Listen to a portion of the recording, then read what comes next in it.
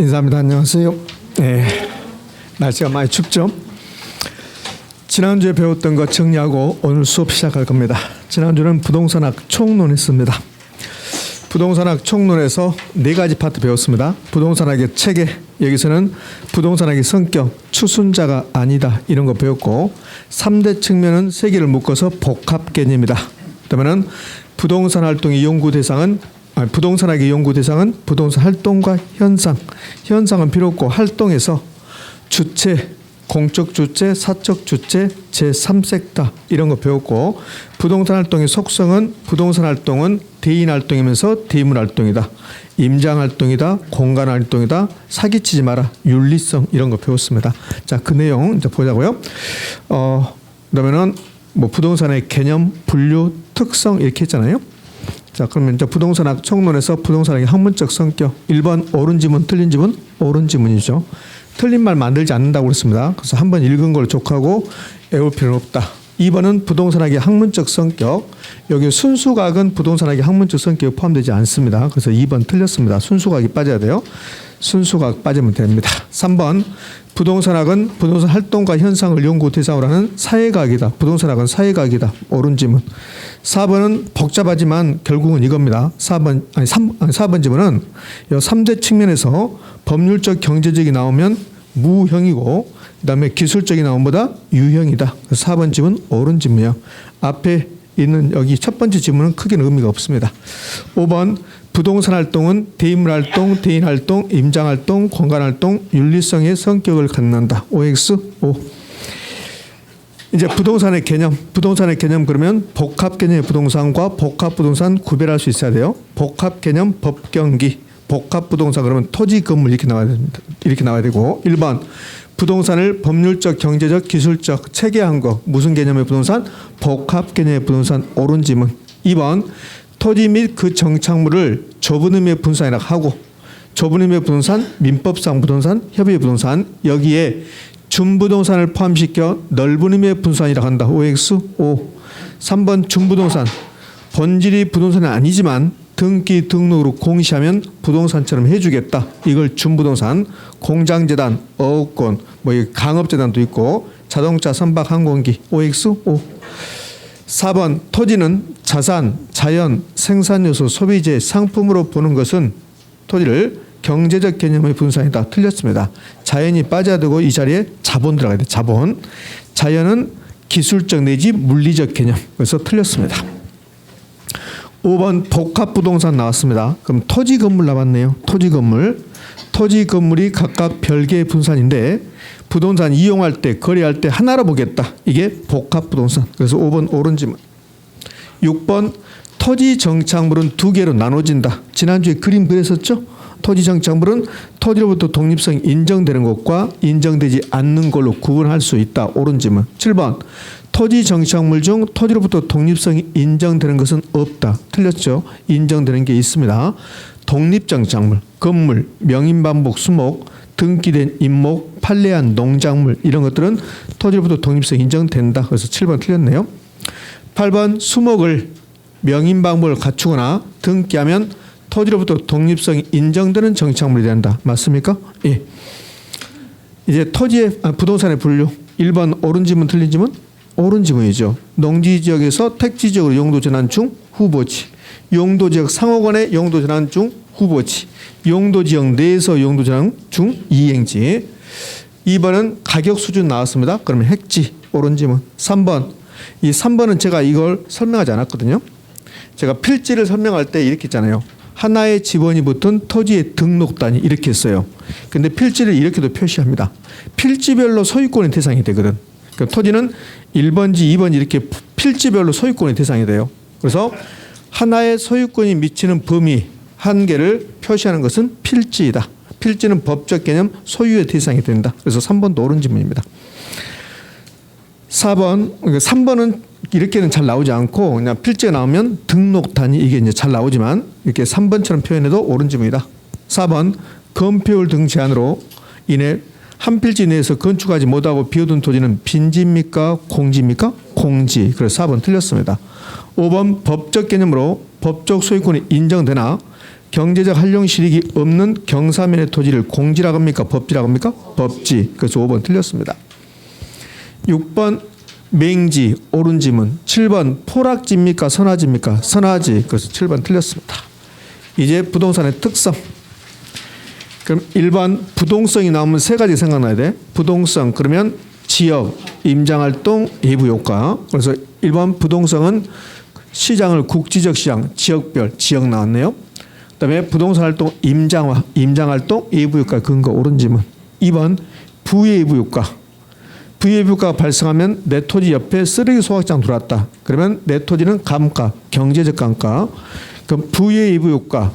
그냥 예부효과, 정예부효과, 경제적 감가, 적합의 원칙 이런 것들이 나오면 부동성하고 인접성. 그래서 2번 지문 옳은 지문.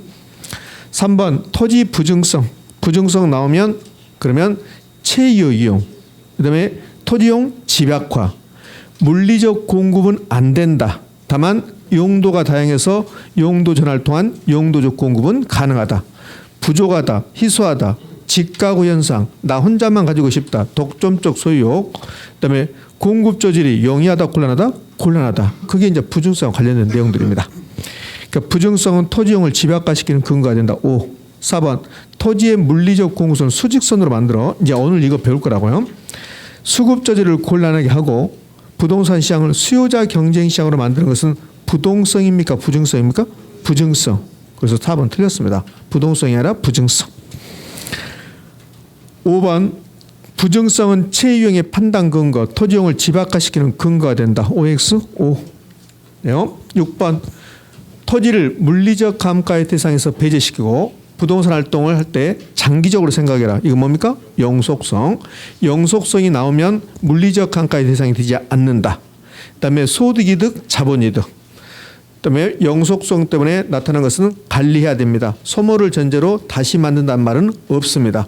영속성 때문에 장기, 미래, 장래, 예측 이런 거에 나와야 되고 영가예수 제가 하나 기억하십시오 했는데 기억납니까? 영가예수. 자, 그래서 6번 옳은 지문. 7번 개별성이 나오면 세 가지. 첫 번째 일물일가의 법칙이 적용되지 않는다. 그다음에 개별이란 말이 나오면 전부 다 개별성. 그다음에 비자가 나와야 된다.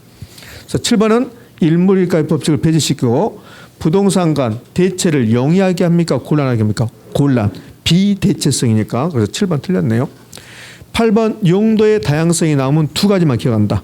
용도 전환을 통해서 용도적 공급이 가능하고 용도끼리 경쟁하는 가운데 체유용을 할 수밖에 없다. 그래서 용도적 공급과 체유용 됐습니까? 예, 됐어요. 이 정도 하시면 돼요. 네. 자, 이제 오늘 공부할 내용 가보자고요. 오늘은 부동산 경제론입니다. 기본서는 좀 이따 펴시고 이제 필기노트는 20쪽을 펴고 쭉 한번 가보게요. 오늘은 2시까지 할 겁니다. 네. 자, 부동산 경제론은 크게 보면 두 개의 파트예요. 어떻게 되어 있냐면 여기 지금 여기 있는 것은 필기노트 없으니까 찾을 필요 없어요. 부동산 경제론은 수요 공급 이론하고 부동산 경기 변동 이렇게 되어 있어요. 부동산 경기 변동은 1년에 2번만 수업 들으면 다 맞출 수 있게 되니까 이번 순환에서는 생략합니다. 그래서 이제 부동산 경제론에서 두 개의 파트인데 오늘은 수요 공급 이론 할 거예요. 그러니까 수요 공급 이론은 수요, 공급, 시장의 균형과 균형의 변동, 탄력성 이렇게 네 가지 주제를 가지고 공부할 건데 한 5문제 나온다고 생각하시면 돼요. 오늘 공부할 내용 중에서 하나, 둘, 셋, 그다음에 탄력성에서 2문제 정도 이렇게. 자, 긴장할 필요 없잖아요. 여러분이 긴장하니까 저도 긴장하네. 별것도 없어요. 계속 반복하니까. 그럼 이제 수요 공급 이론이 뭐냐면 뭘 배울 건가? 이 수요 공급 이론은 경제학에서 뭐라고 표현하냐면 가격 이론이다 이렇게 해요. 가격 이론이다.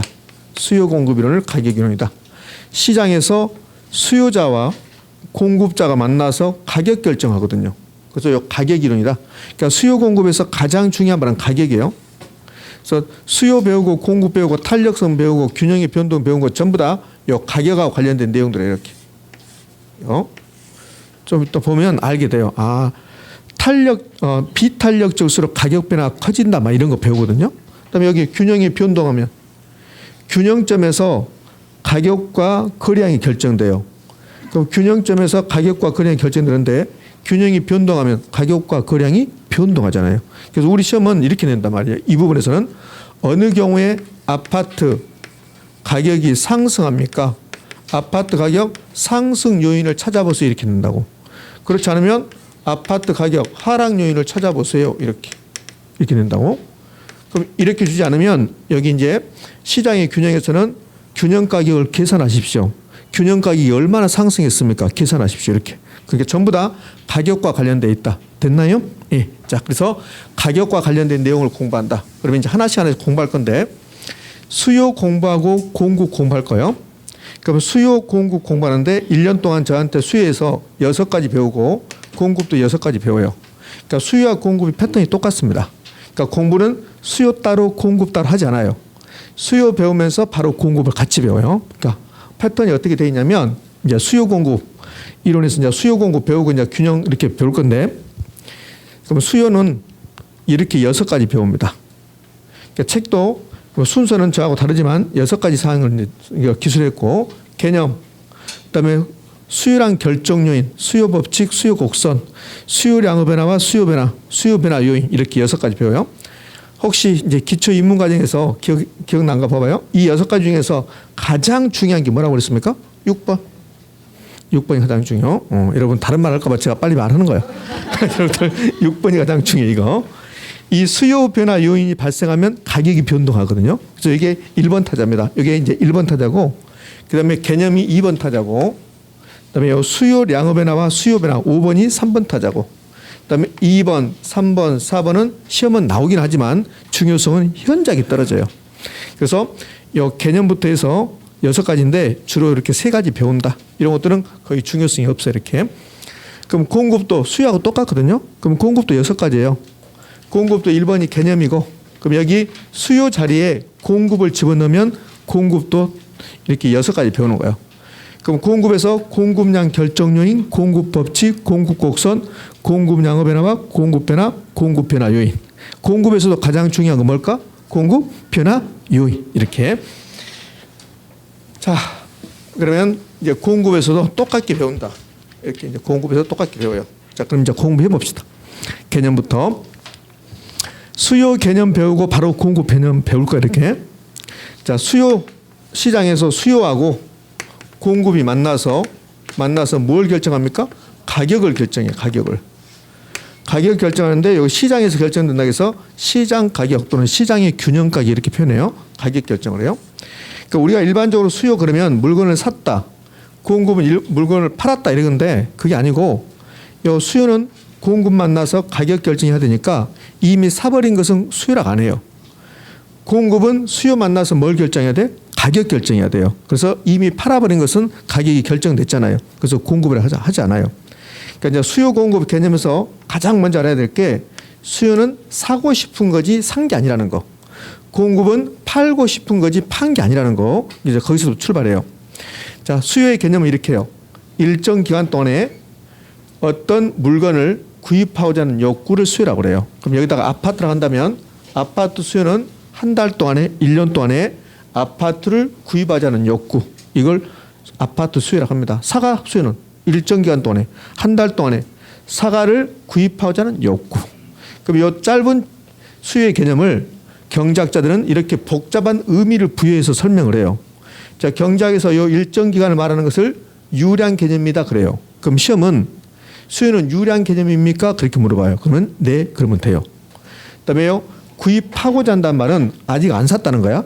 그걸 학자들이 사전적 개념이다 이렇게 하는 거야. 그럼 혹시라도 시험에서 수요는 사전적 개념입니까? 그러면 네, 그러면 된다고. 그다음에 이 욕구는 막연히 사고 싶다 이런 뜻이 아니고 2가지를 가지고 있는 거야. 이 속에 2가지가 있어요. 이 욕구는 내가 어떤 물건을 사고 싶다, 살 의사, 구매 의사, 여기에 돈까지 있어야 돼요. 제가 서울의 아파트를 사고 싶은 마음은 있어요. 그런데 돈이 없습니다. 그럼 공급 만나서 가격이 결정돼야 안 돼요? 안 돼요. 그래서 수요에서 말하는 마지막의 욕구는 살 의사와 지불 능력을 있어야 돼요. 돈까지. 이 지불 능력이 물건을 사는 힘, 그게 구매력입니다. 그러니까 수요가 되기 위해서는 막연히 살 의사가 있어야 되는 게 아니라 살 의사와 지불 능력까지를 갖추고 있어야 된다. 이 두 가지 있는 것을 유효수요라고 그래요. 그러니까 수요의 개념은 일정 기간 동안에 구입하자는 욕구인데 이걸 학자들은 경제학자들은 수요는 유량 개념입니다. 사전적 개념입니다. 유효수요입니다. 이렇게 표현하는 거야. 의미하셨죠? 그럼 이제 유량 개념입니까? O. 사전적 개념입니까? O. 수요는 살 의사만 있으면 된다. 그러면 틀린 말이에요. 살 의사와 지불 능력. 이 지불 능력 얘가 한 글씨로 말하면 돈이야. 돈. 한자로 말하면. 두 글자로 말하면요. 화폐야. 화폐. 그러니까 결국은 수요가 되려면 돈이 있으면서 살 의사가 있어야 된다. 이걸 학자들은 유효 수요라고 한다. 여기다 이제 반드시 넣어준다고. 반드시. 부동산 수요는 반드시 유효 수요다. O일까 X일까? O입니다. O. 반드시 들어가면 꼭 부정적인데 부동산 수요는 반드시 유효 수요야. 부동산 수요뿐만 아니라 수요는 반드시 유효 수요야. 반드시 살 의사와 지불 능력이 있어야 돼요. 그럼 이제 수요의 개념에서 시험을 자주 출제해야 되는데 포인트는 세 가지잖아요. 어떻게? 유량, 그다음에 사전적, 그다음에 유효수요. 이 유효수요라는 것은 시험 2번 출제했습니다. 2번. 그러니까 출제 비중이 떨어지는 거예요. 그냥 반드시 유효수요다 이렇게 하면 돼요. 그럼 이거는 수요인가 봐봐요. 내가 살 의사는 있지만 돈이 없다. 그럼 수요입니까 아닙니까? 아니에요. 살 의사가 있어야 되고 지불 능력이 두 개를 같이 있어야 된다. 그럼 이 사전적 개념은 4번 출제하는데 4번. 사전적 개념은 사전적이란 말은 한 번도 안 내요. 우리 시험에서 사전적이란 말은 한 번도 나오지 않았지만 혹시라도 수요는 사전적 개념이다. 그럼 뭘까 있을까? O야. O. 근데 뭐라고 냈냐면 사전적이라 내지 않고 구입하고자 한 거냐 구입하느냐 이렇게 내요. 그러니까 구입한 그러면 틀린 말이야. 구입하고자 한다. 이렇게. 그럼 이제 이 사전적 개념도 끝났습니다. 그다음에 가장 잘 나온 것은요. 유량입니다. 유량. 수요가 유량 개념입니까? 네. 유량 개념 뭔데요? 일정 기간 동안에 측정되는 거. 저에게 누군가가 당신의 사과 수요는 몇 개입니까? 그래요. 나에게 사과 수요는 몇 개입니까? 그러니까 제가 10개요 그랬다고. 그러면 제가 앞에 기간을 말하지 않았거든요. 한 달 동안에 10개인지 아니면 1년 동안에 10개인지 일주일 동안에 10개인지 이렇게 기간을 말하지 않으면 수요량이 많은지 작은지 몰라요. 이렇게 앞에다가 일정 기간을 명시해야만이 의미가 전달되는 것들을 유량 개념이다 이렇게 하는 거예요. 누군가가 저에게 당신의 소득은 얼마입니까? 그래요. 그러니까 제가 2,730이요 그랬다고. 2,730? 그리고 그 돈 벌어서 어떻게 합니까? 다 어디다 씁니까? 그러니까 1년에요. 그런다고. 그러니까 그분은 그 돈 벌어서 어떻게 하면 그분은 한 달 동안 생각한 거야. 그런데 저는 1년이라고 1년. 그러니까요 소득이 2,730인데 여기다가 앞에다가 한 달이냐 1년이냐를 명시하지 않으면 의미가 전달돼야 안 돼요. 안 돼요. 그런 것들을 경제학에서는 일정 기간 유량 개념이다 이렇게 말하는 거야. 유량 개념. 그럼 수요도 일정 기간에 한 달 동안에 몇 개 이렇게 해야 되지. 그래서 수요도 유량 개념입니다. 그럼 유량 개념의 반대가 저량 개념이거든요. 그럼 수요는 유량 개념, 일정 기간의 유량 개념인데 반대가 저량 개념. 반대는 일정 시점에서 측정되는 거야. 요 유량과 저량 구별하는 게 요게 시험에서 엄청 잘 나와요. 제가 수요에서 6가지 배우는데 1번 타자가 수요 변화 요인이라고 그랬어요. 그다음에 2번 타자가 수요의 개념이라고 그랬어요. 그럼 수요의 개념에서 시험에 가장 잘 나온 게 유량과 저량 요 두 개 구별하는 거. 열 몇 번 나와. 열 몇 번. 여기 봐요. 유효수는 딱 2번 나왔고 그다음에 사전적 개념이라는 것은 4번 나왔고 근데 그것도 단독문이 아니라 지문에 근데 유량과 저량은 거의 단독문인데거든요. 열 몇 번. 그러니까 유량과 저량이 가장 중요한 말이 된다. 그럼 유량과 저량을 별도로 공부하셔야 돼요. 별도로. 그래서 지금부터 이제 유량과 저량을 별도로 공부할 건데 그거 하기 전에 이제 수요 개념이 끝났으면 공급의 개념도 같이 해야 되잖아요. 그러면 공급은 이렇게 하죠. 공급이 뭐냐? 일정 기간 동안에 어떤 물건을 판매하고자 하는 욕구야. 그러니까 공급 일정 기간 했습니다. 유량 개념. 공급 팔았습니까? 안 팔았습니까? 안 팔았죠. 그래서 사전적 개념. 역시 공급에서도 사전적 개념이라고 안 줘요. 그럼 어떻게 하냐면 공급이 판매하느냐 판매하고자 하느냐 이렇게 내요. 그러니까 판매한 건 틀려요. 판매하고자 한다 이렇게.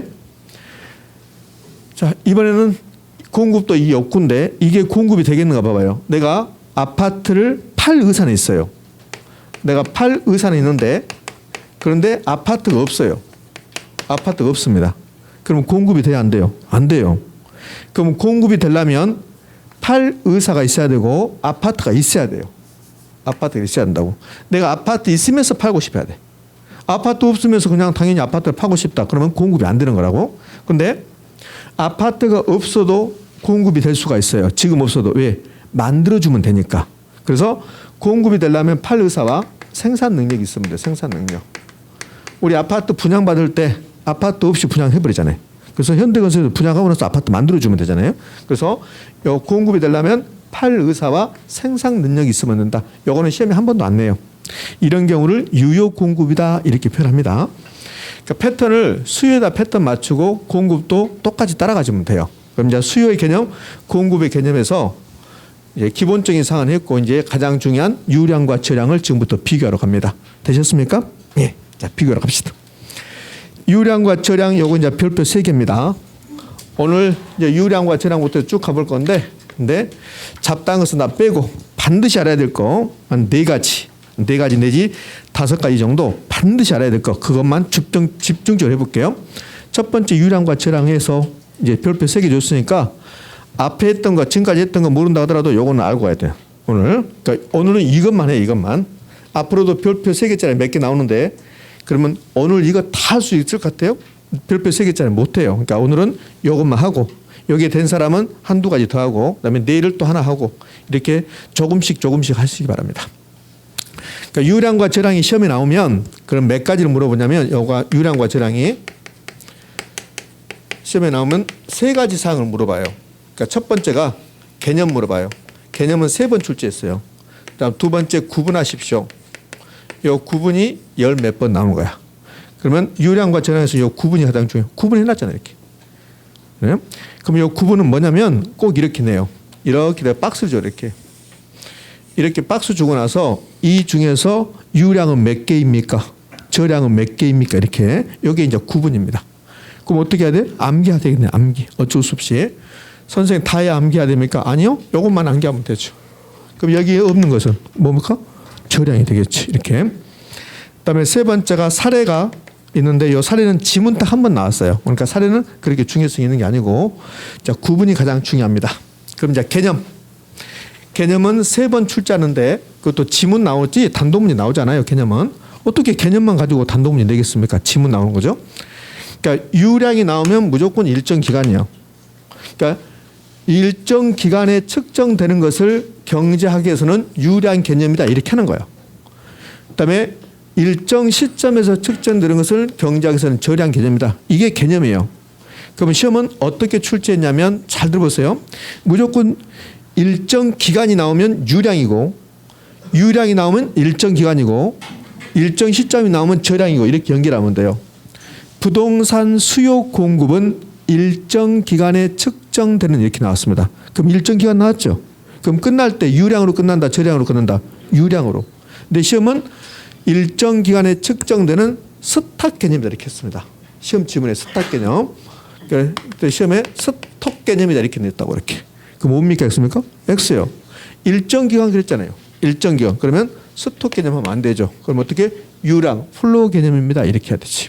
그게 한 번 냈고 한 번은 아주 직접적으로 줬어요. 2번에 걸쳐서 직접적으로 어떻게 했냐면 너무너무 쉽게 줬잖아요. 유량은 일정 시점 개념이다. 뭡니까 X입니까? X 이렇게 한 번 냈고 또 한 번은 저량은 일정 기간 개념이다. OX, X 이게 전부야. 유량과 저량의 개념은. 그다음에 이제 유량과 저량을 구별하는 거. 여기 있는 것들이 다 유량인데 그러니까 유량의 개념인데 여기 있는 거 다 하지 말고 오늘은 제가 한 7가지만 이야기해 볼게요. 여기 있는 거 신규 생산 거래 변동이란 말이 들어가면 그러면 전부 다 이건 유량입니다. 그럼 이건 4개에다가 그다음에 수입에 해당되는 거 여러분의 입장에서 여러분 수입에 해당되는 거 그게 유량입니다. 그다음에 지출에 해당되는 거 유량이죠. 그럼 하나, 둘, 셋, 4개에다가 5, 6개. 그러니까 수입과 지출을 묶으면 수지가 되는 거예요. 이렇게 해서 7가지 기억하는 거야. 그럼 수입에 해당되는 거 기억할 필요 없잖아요. 임금이 수입이잖아요. 그다음에 올 급여가 수입이잖아요. 그러면 되는 거지. 이렇게. 그러면 신규 생산 거래 변동 저는 이제 자동적으로 나오는데 여러분도 될 거예요. 여러분도 시험 보러 가기 전에 신규 생산 거래 변동이 돼요. 저처럼 빨리 안 되지만 신규 생산, 거래, 변동 이렇게 될 거라고. 그러니까 너무 걱정하지 말고 이거 어떻게 외우지? 다 외우게 돼 있어요. 시간이 흘러가다 보면. 왜? 지겨우세요. 하도 많이 들으니까. 그다음에 모의고사 같은 거 보면 하나 때문에 틀리고 그러거든. 언니 나는 거래가 절량인 줄 알았어. 막 이런다고. 그러다 보면 저 변동이 거래가 유량이구나. 절량이 아니라 그 이제 시행착오를 거치다 보면 외우게 되니까 너무 막 이렇게 부담스럽게 할 필요 없어요. 그러면 요 신규 생산 거래 변동을 어떻게 내냐면 요 4번으로 이렇게 내요. 이렇게. 그러니까 신규라고 안 내고 신규 주택 공급 이렇게 낸다고. 그럼 생산이라고 안 내고 아파트 생산량 우리 시험에서 3번 나왔고 신규 주택 공급도 3번 나왔습니다. 그러면 국민 총생산돈, 국민 총생산은 이런 뜻이잖아요. 1년 동안 우리나라 국민이 만들어낸 거, 그게 국민 총생산이잖아요. 그 뜻이 중요한 게 아니라 1년 동안 그러잖아요. 1년 동안. 그럼 유량입니까? 절량입니까? 유량이죠. 유량. 그러면 이제 제가 요 아파트 생산량 가지고 요 생산이 왜 유량인가 해볼 건데 지금 그랬습니다. 제가 지금 그랬어요. 그럼 지금은 유량입니까? 절량입니까? 절량이에요. 절량. 그럼 지금 우리 서울의 아파트 생산량은 몇 개입니까? 이건 안 맞아요. 한 달 동안에 우리 서울의 아파트 생산량은 몇 개입니까? 이렇게 해야 된다고. 그래서 생산이라는 개념은 일정 기간을 정해줘야 돼. 그게 유량이 되는 거죠. 그러면 신규. 지금 우리 서울에 신규로 몇 개가 공급됐습니까? 이러면 안 되고 1년 동안에 한 달 동안에 신규로 공급된 주택이 몇 개입니까? 이렇게 해야 돼요. 지금 거래가 몇 개입니까? 안 돼. 한 달 동안에 거래가 몇 개입니까? 지금 몇 개가 변동합니까? 안 돼요. 1년 동안에 몇 개가 변동했습니까? 이렇게 해야 돼요. 그래서 여기 신규 생산 거래 변동은 전부 다 앞에다가 기간을 명시해야만이 이게 몇 개가 변동했는가, 몇 개가 거래됐는가, 몇 개가 만들어졌는가 이게 파악된다고. 그래서 얘들을 전부 다 유량 개념이다 그래요. 그러면 아파트 생산량, 신규 주택 공급, 주택 거래량, 그다음에 요 가격이 변동, 인구가 변동. 한 달 동안에 우리 노원구 인구는 20만 너무 많다. 2만 명이 빠졌다. 2만 명이 감소했다. 한 달 동안 이렇게 하는 거지. 그러니까 인구 변동이 요 변동 들어갔잖아요. 요 변동 들어가면 유량, 절량, 유량. 요 수입 수출은 제가 요 위에다 쓰기가 그래서 써놨는데 1년 동안에 우리나라 수입이 얼마다. 1년 동안에 수출이 얼마다 그러잖아요. 이렇게. 또 가끔씩 나와요. 뭐 3월달, 4월달 되면 뭐 4월달 정도 되면 그러잖아요. 지난 1, 4분기 동안 우리나라 수입은 저조하다. 수출은 뭐 늘어나고 있다. 이렇게 한다고. 그럼 1, 4분기 동안 그럼 3개월 동안이죠. 1, 4분기가. 분기가 3개월이니까. 그럼 3개월이 기간이잖아요. 그런 뜻이고. 자, 이제 수입. 저의 수입은 저의 월급. 그게 저의 임금이죠. 임금, 근로자 임금부터 해서 임금이 4번인가 나옵니다. 월급에도 2번인가 나오고 당신의 소득은 얼마입니까? 한 달 동안 해요? 그럼 월급.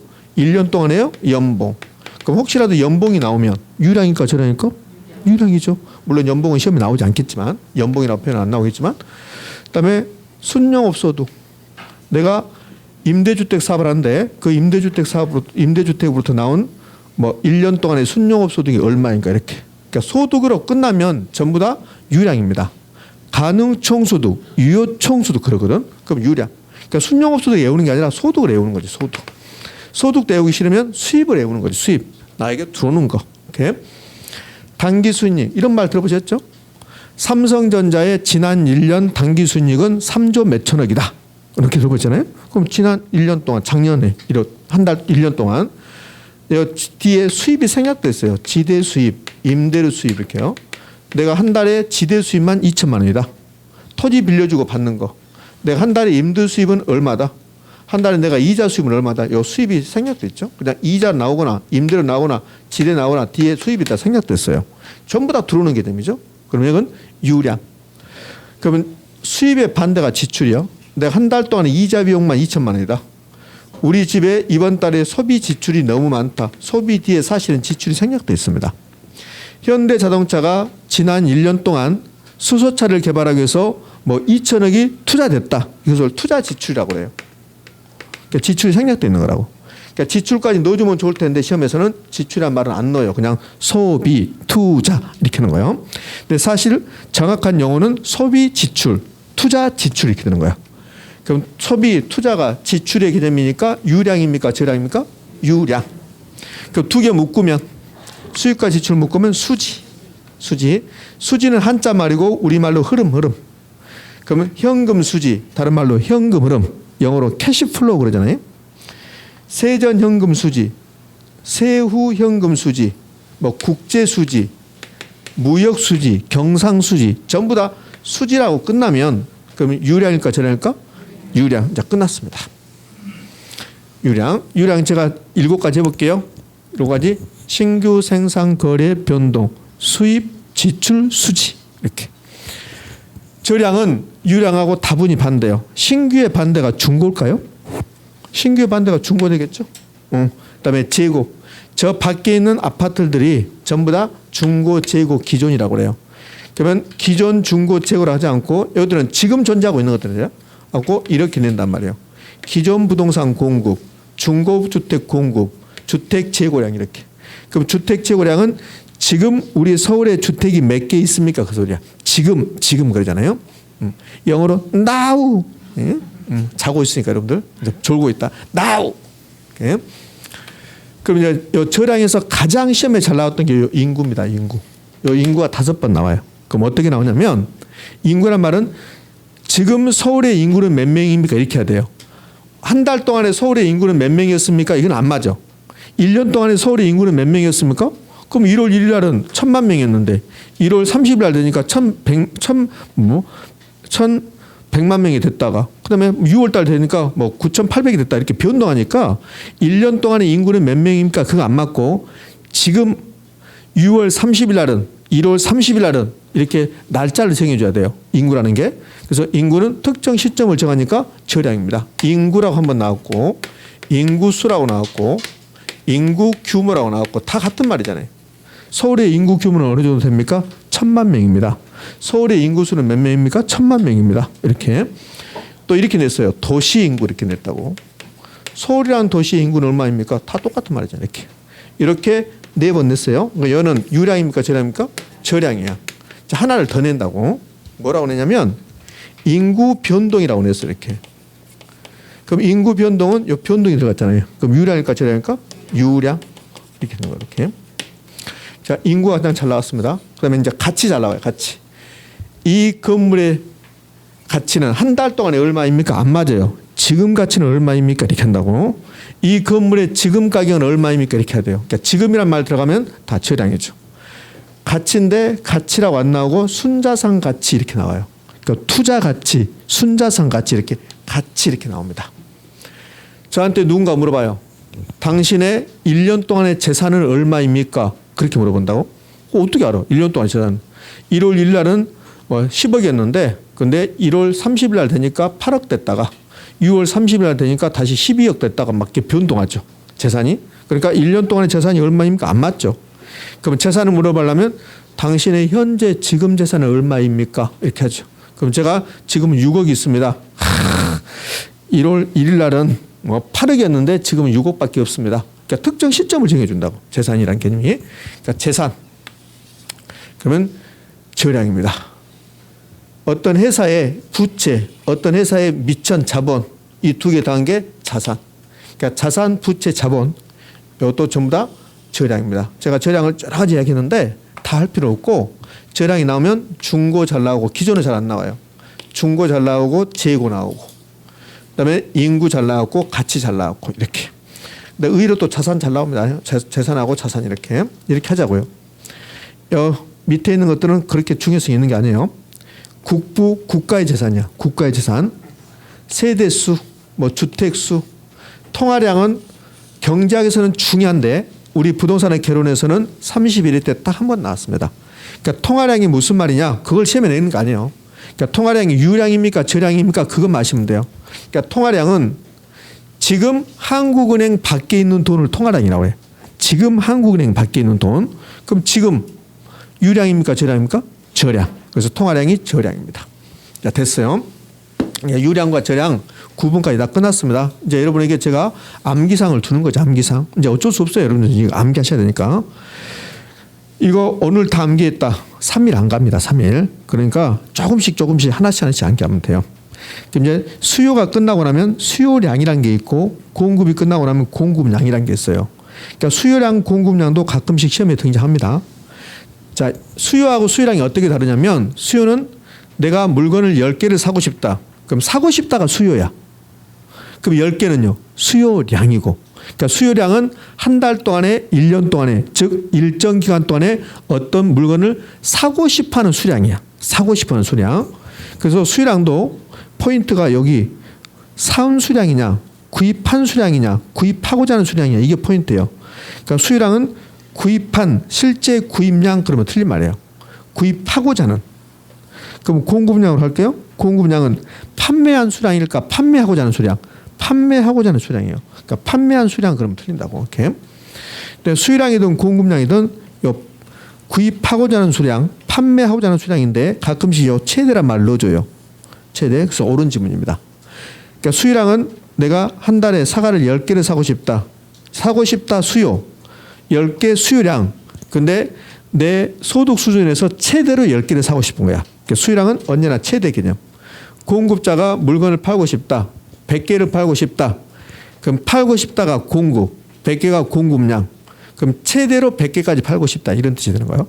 그러니까 수요량, 공급량은 최대 개념입니까? 최소입니까? 최대. 이제 됐습니다. 여기까지. 그럼 이제 수요, 공급의 개념이 하나 끝났습니다.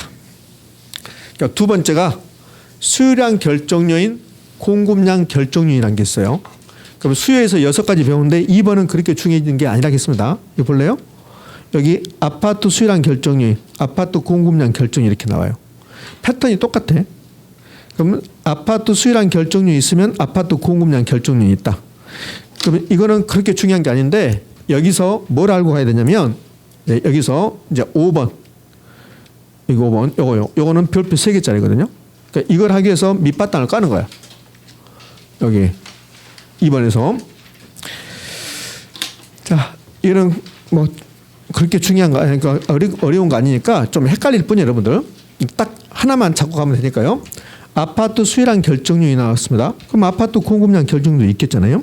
그럼 하나만 수요량 결정률 알면 공급량 결정률은 자동적으로 알게 돼요. 아파트 수요량 결정요인, 아파트 수요량 변화 요인은 몇 개냐면 무수히 많아요. 근데 1번 타자가 아파트 가격이에요. 우리 서울의 아파트 가격이 평당 100만 원으로 떨어진다. 그럼 아파트 수요량은 엄청나게 증가해요. 반대로 평당 아파트 가격이 1억으로 올라가면 아파트 수요량은 감소할 수밖에 없죠. 그래서 아파트 수요량을 결정하는 아파트 수요량을 변화시키는 요인 무수히 많은데 1번 타자가 아파트 가격이 된다. 그럼 이것만 있습니까? 그렇지 않고 인구, 소득, 이자율, 대체재, 보완재 이런 거 있더라고. 자, 이런 것들이 아파트 수요량을 결정합니다. 변화시키고.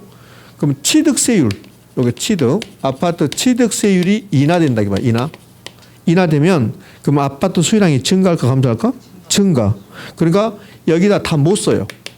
아파트 수요량 결정률 다 못 쓰고 죽는다고 사람이. 내가 쓴다 하더라도. 그러니까 무수히 많다는 소리야. 무수히 많은데 경제학자들은 이걸 두 개로 나눠요. 아파트 가격하고 나머지 것들. 요 나머지 것들은 아파트 가격 위의 요인이라고 그래요. 그러면 이렇게 할 수 있죠. 아파트 수요량을 결정하는 요인, 변화 요인은 무수히 많은데 두 개로 나눠라. 그러면 아파트 가격과 아파트 가격 위의 요인. 그럼 제가 여기다가 연립주택 가격 써볼게요. 그러면 연립주택 가격은 아파트 가격입니까? 아파트 가격 위의 요인입니까? 아파트 가격 이외의 요인 이렇게. 됐죠? 이렇게. 자, 그러면 여기 있는 것들이 변화하면 아파트 수요량은 변화합니까? 안 합니까? 한다고요. 그런데 이제 경제학에서는 이걸 두 개로 나눠요. 어떻게 나누냐면 아파트 가격이 변화해서 아파트 가격이 변화했다. 상승하거나 하락했다. 이렇게 해서 아파트 수요량이 변화한다면 그때는 이름을 수요량의 변화다 이렇게 해요. 수요량의 변화다. 여기 2번에서는 수요량의 변화와 수요 변화를 구별할 수 있는가 그것만 하는 거예요. 그럼 이제 두 번째는 아파트 가격 위의 요인. 그럼 인구가 변했습니다. 소득이 변화했습니다. 이자율이 변화했습니다. 취득세율이 변화했습니다. 연립주택 가격이 변화했습니다. 그럼 아파트 수요량은 변화한다 안 한다? 해요. 그때는 수요 변화라고 불러요. 이렇게. 이 두 가지 구별하는 거 엄청나게 시험에 잘 나오죠. 그럼 이제 구별 끝났으니까 볼까요? 아파트 가격 변했습니다. 그래서 아파트 수요량이 변합니다. 그래서 뭐라고 한대요? 수요량의 변화. 연립주택 가격 변했습니다. 그래서 아파트 수요량이 변화했습니다. 그때는 뭐라고 한대요? 수요 변화. 그러니까 수요량의 변화와 수요 변화를 여기 구분하셔야 되는데, 요 구별하셔야 되는데 간단해요. 오로지 아파트 가격이 변했을 때만 아파트 수요량의 변화를 한다고. 그러면 연립주택 가격은 아파트 가격이 아니잖아요. 그래서 연립주택 가격이 변화했습니다. 그래서 수요량이 변화했습니다. 아파트 수요량이. 그때는 아파트 수요 변화를 한다고. 그럼 좀 더 구체적으로 아파트 가격이 상승했습니다. 상승. 그래서 수요량이 변화했습니다. 그것은 수요량의 변화입니까? 수요 변화입니까? 수요량의 변화. 자, 이번에는 아파트 가격 상승 예상입니다. 그럼 아파트 가격 상승 예상은 아파트 가격이 상승한 게 아니죠. 수요자들이 아파트 가격이 올라갈 걸 예상하는 거지 아파트 가격이 올라간 게 아니라고.